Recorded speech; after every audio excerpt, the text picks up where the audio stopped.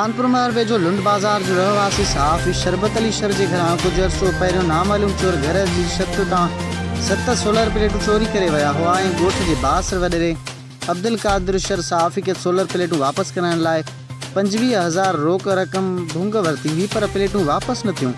जंहिंखां पोइ साफ़ी जी फरियाद ते खानपुर महर थाणे ते बासर वॾेरे अब्दुल कादिर शर ऐं संदसि साथी चोरनि त फारूक अहमद अब्दुल गफ़ार हयात उर्फ अयाज़ ते FIR दर्ज थी हुई, पर बासर जवाबदार बिना कंहिं गिरफ़्तारी अदालत सबूरी मां ज़मानत ते आज़ाद थी चुका आहिनि। साफ़ी शरबत शर एहतजाज कंदे मीडिया के ॿुधायो त FIR खां पोइ बासर वॾेरो ऐं संदसि साथी मुंहिंजी जान जा दुश्मन बणिजी चुका आहिनि, जेका मुसलसिल मूंखे मौतमार धमकियूं पिया ॾियनि ऐं मुंहिंजो लुंड बाज़ार में इज़ी लोड जो दुकान आहे, जंहिं दुकान ते मुंहिंजे घर ऐं ॿारनि जो गुज़र सफ़र आहे, उहो मूंखां ज़ोरी बंदि करायो वियो आहे ऐं सख़्तु प्रेशराइज़ कयो पियो वञे। साफ़ी शरबत शर सहाफ़ती तंज़ीमुनि IG सिंध, DIG सक्कर, SSP सक्कर, SSP घोटकी तोड़े ॿियनि खां मुतालबो कयो त बासनि जवाबदारनि ख़िलाफ़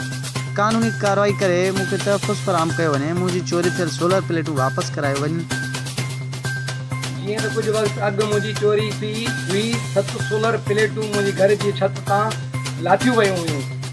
उन्हनि जवाबदारनि ख़िलाफ़ खानपुर महर थाणे ते FIR दर्ज कई ऐं इहे जवाबदार एतिरा त बासर आहिनि जो कची ज़मानत कराइण खां पोइ मूंखे मौतमार धमकियूं ॾियनि था।